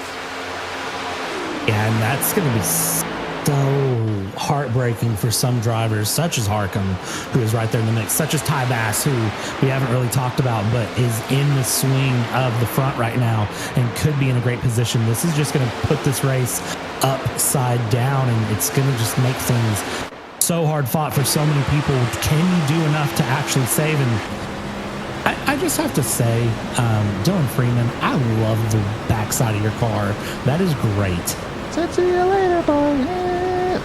I don't know enough of the words, at least not on the fly anyways, and you'll be appreciative that I won't try to hit those notes because that just won't happen. And we're coming off turn number 4 here. Somebody pulling off by their lonesome. That's Sean Bradley. He is off the lead lap. His race will not end the way that he would have desired because it doesn't look like it's going to be interrupted the way that he maybe hoped for.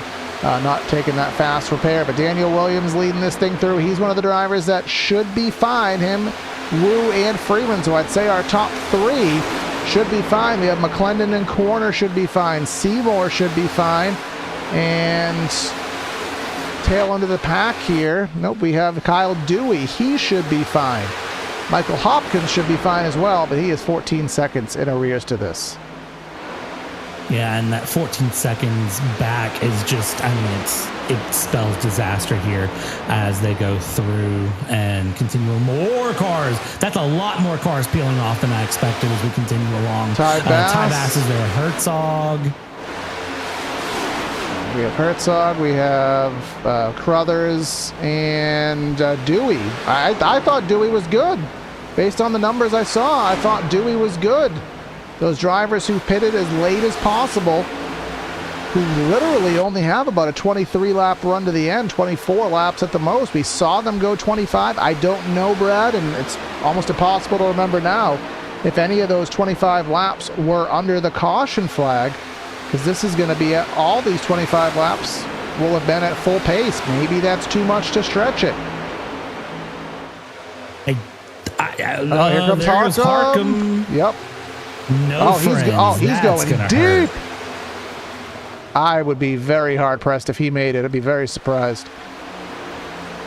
If he made it, I will be shocked as well here. Going through So now we've got a weird two-stage battle happening. Do you have fuel to the end, and can you battle to the end? Elton Wu giving Daniel Williams a good push here. We might be on for a Dylan Freeman win, depending on how things go. Steve McClendon's going to start looking around here with Joshua Corner in the mix. I think anyone in this front pack has the possibility to win it here in the Crashbots 85 if they can just keep it together to the end. And if Dylan Freeman wins, you can let him know he can play 6 seconds of Avril Lavigne. That's about how much copyright music you can get away with before they ad strike you. So, but he has to do that before we even have that concern. But here comes Risto coming into the pits. That was a driver that wasn't even close. Actually, I'll take that back. Yeah, he was 23 laps, so yeah, he was going to need about 25. But again, up front, Dan Williams, 22 laps, 23 laps. I stand by the fact that everybody in the top 5 right now, top 6 should be fine, but now they're going to be battling for the win here, coming to 1 to go, with the drivers trying to stay on the lead lap that are just exiting the pits. This is going to be a complete cluster using the draft from your competitors as well as the lappers. That is such a interesting position to be in here, but it's going to make such a difference here as cars are pulling all the way around here. We're going to become a white flag this time by. Barney has the white flag. Next flag will end it here as we go through. Into 1 and 2 we go, and this is just an absolute cluster to watch. Now, Daniel Williams at 35, Alani car, is the race leader. Wu tried to cut down in front of Corner. Corner just about spun him there. Now McClendon, he's going to go to the outside of the track with no help. Now Wu is going there. Now Wu and Corner. Now we're going to go 3 wide. This is the battle for the lead. Omit the first 3 drivers. Going to the outside is Daniel Williams. Here comes the push to the inside. That is Freeman. That is McClendon. Through the mix here, we're going to have to squeeze through, and the 18's going to go around. This is the battle for the win. McClendon has it, I believe. Photo finish, and did Freeman get it? He did. Freeman scored for the win. That's amazing. McClendon did he cross the stripe backwards? He very well may have. That was a wild run with the almost lap down cars in the mix too. I mean, look at that. Now that was, I will say, Brad, and as you saw, that was a very hard situation to call there because it was hard to tell who was actually the one battling there. But that is Freeman and that is McClendon coming to the stripe. And here is the actual battle. And yeah, that was our margin of victory right there here at the World Center of Racing. About half a car length. But Dylan Freeman, I said if he wins the race, he can play about 6 seconds of Avril Lavigne on air if he wants to. And I think he may be out of fuel. Just made it with nothing to spare, getting a push from Gerald, and there goes the Pikachu to give him a little thunderbolt attack, but in a good way. That was impressive. Yeah, so ain't going to be any celebratory activities because we don't have Sunoco race fuel for that. So while Freeman struggles to get back to the front stretch to park it in some celebratory manner, let's go ahead and run things through with our finishing results here today from the World Center of Racing. Final margin of victory over McClendon, 2/100ths of a second. Dylan Freeman gets his first broadcasted win here on PTR TV in the Nichols Oils Pro Cup Series. McClendon in second, Josh Corner in third. Daniel Williams goes from first to fourth in a matter of about 1 lap. Elton Wooster matches his car number with a 5th place position. Seymour in 6th, Hopkins in 7th, Keith Handelin gets an 8th, and then Carruthers and Ty Bass, the quietest top 10 he's had ever. Moving on from there, P11, Ben Harcum, Mark's hurt. I've done so good tonight, and then I blow it at the end. Mark Herzog, P12. Kyle Dewey, P13. Brad Kress, P14. Donald Risto. Zachary Nerney in P16. Nicholas Deal will deal with a P17. Matt Parasini in 18th. James Honeycutt, P19. And Mark Terrell in P20. And then our next page of results is as follows. Ryan Hyatt in 21st, Matt Epting 22nd, Al Corey back to 23rd, Derek Hatt 24th, Matt Harmon 25th, Sean Bradley 26th, and Tex Nichols, our series sponsor, Then Suarez, Benson, and Brown. And then our final page of results is as follows. Just to finish it very quickly, we have Jacob Pettis, 31st, our race sponsor here in the Crash Bots 85. Howie Burrows, 32nd, with a very chaotic day. Emmert, Squire, Kane, Kashinian, Fisher, and Hayden James did not take to the grid. So we'll head to Victory Circle. I don't know if he had to get a push to get there. You could see the positioning of Dylan Freeman, but no donuts to be had. But Brad, I think you may have scruffled down there to have a brief word. Yeah, let's grab a good old beef boy here. Coming what is through. Dylan, welcome to Victory Lane. I don't know what happened. I don't know. This just, I don't know what to say. I ain't ever been in this position before. I don't even know what to do. Well, let's start with this. Tell me about Daytona. Tell me about how the race treated you, because things seemed wild up there. Well, got in a wreck at some point. I don't remember where, and was going to pit. And your co-commentator, Howie, runs through my rear end under caution, plows me. And I'm like, well, this couldn't get any worse. And then I go to pit a few times later, and I got spun in pit road. But something told me, like, I'm serious. I was like, all these bad things are happening. I could at least get a top 10. I just know it. And then that set us up for me at the pit on lap 38, which made it where all these people at the end that had to peel off with about 5 to go, we could make it. And basically it was a little bit of gas saving and racing and a little bit of luck with those lap cars, getting in certain people's way and not in mine, and it side drafted Steve to the line. And I don't know what to say. I gotta thank Howie for destroying me. And I gotta thank Corey. I love racing with him. He's always clean in every other series. Brad, you should come out at some point and race so I can compliment you if this ever happens again. And of course, I got to thank Avril Lavigne, the greatest artist of all time. Well, I'll take a thanks for racing clean, because I usually race like an asshole, but I guess I've been nice to you guys. I mean, I don't like the Bluey car, but it races me good. All right, we'll change that for next week. I got Blippi on store. Very quickly, man, I just want to bring it up just because I'm kind of having a team interview here, I guess. From us in the booth, I will say it got pretty complicated there on that last sequence. Trying to figure out who's battling for the win, but also dealing with those lap cars, trying to get the draft, trying to get the position off of the guys you're battling with. Were you able to comprehend that in the driver's seat easier than we were? I mean, for the people, I knew who had to pit because I could see who, when they had pit, what lap. I knew the top two, Elton and Daniel, were pit a lap later than me, so I knew they were good because I was about the last run. I needed to save, like 3 to go. I wasn't good enough on fuel, but I saved just enough. Like I ran out as soon as we crossed the line, basically. So, and then we got to those lap cars, and I kind of got shuffled out, caught in a bad spot, but it got me such a huge run coming into 3 and 4 that I was able to work through it. I got behind Steve and I just pushed him as hard as I could. I think it ended up with my best friend, Eptine, and his Pokemon car getting spun. I had one of the lap cars, but then I just side drafted Steve to the line. So I won't say it was the lap cars were crazy, but I knew who was not going to be good on fuel, judging by when they pit. All right. Absolutely, man. So we'll congratulate you on the win. And I know we got other guys to talk to, and this race is running a little bit long. So congrats, sure. And we'll see you whenever we are next week, because I don't even know where it is. We're off next week, and then Auto Club after that. All right, so I won't be wall tripping, showing up at the wrong track. So we'll see you later, man. All right, thank you, man.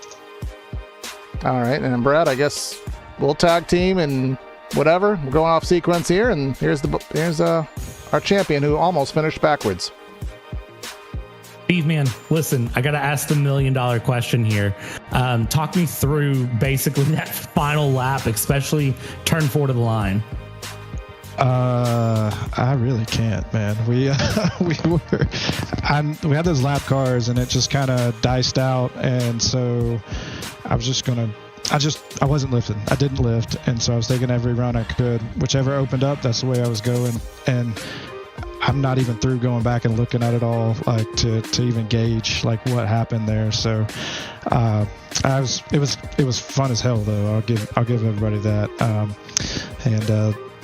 Maybe probably wish the lap cars would have gone high there and let us really race it out, but they have track rights too, so there's nothing wrong with what they did. Damn sure probably put on a good show though, so we're happy for that. I mean, I thought it was a lot of fun to watch through. I gotta ask though, the first half of the race, things were really sort of, how do I say this? Things got off to a very crash body start. Once things settled into the rhythm, how hard was it for you to kind of find a rhythm, run things through, and push it towards the end? The second stage, I kind of, a new admin here, and so I kind of put the fear of God in them there after that last caution, because we're better than that as a group, and we all expect better than that, and so. Anyways, there will be a lot of penalties this week for sure. But once we got into the second stage and it settled down, it was really easy to get in a rhythm then. That first stage was pretty hard though. That was not ideal. So anyways, that second stage, like I said, once we got into a rhythm, it was just about really fuel management at that point. And as unlucky as I got, getting in that wreck at the beginning, I had some damage, so I came down to fix it, but that actually played into my hand because it allowed me to one-stop it from there. And so just tried to save fuel, manage fuel the rest of the way, and just worked out. Yeah, it definitely seemed like it was a great run from you there on the second stage to the end. Seems like everybody, again, as you said, great run to the end. But before we let you go, anyone you want to thank, anyone you want to shout out, man, the floor is yours. Yeah, we'll thank Howie for sponsoring it, but I am going to put a ban on the Wreck'em, Sec'em, Rock'em, or whatever it is, because I put a bad omen on that first stage. No, all jokes aside, I do appreciate him and Tex for sponsoring the series, Al and all the other admins for everything they do, for everything. All the friends and family at home, you guys for putting on a great broadcast. It's always fun to head upstairs after this and pop a beer and watch it through. So and then my buddy Nathan with Catamount Solutions, he's the one that keeps the internet on and keeps the beers flowing. Awesome, man. Congratulations again on the P2, and we'll catch up with you here in a couple weeks. Enjoy your week off next week. Yeah, appreciate it. Y'all have a great week. Yep. And we do not have, do we? No, 1, 2, 3. Oh, now we do. Just as I was about to sign off, a wild Josh Corner appeared here. Got a third place here today, man, and definitely a chaotic finish. Had yourself the push with McClendon. You guys were dealing with the lap cars, trying to figure out where to go, trying to figure out if you had enough fuel. Just walk us through those final laps from your perspective. Luckily, I had like 0 laps to go. I mean, it was. I told Clinton that I was like super committed to him. Yeah, and obviously it nearly worked out for Steve, but you got yourself a podium run. And just kind of summarize the whole race. I know we were telling Steve, and Steve said it was hard to get into a rhythm, but then all of a sudden, once you guys kind of got your talk, I guess you guys got, it cleaned right up, and we had ourselves a great race. What was it like, kind of wreck after wreck, and ultimately, how much of a relief was it to kind of see the race flow through?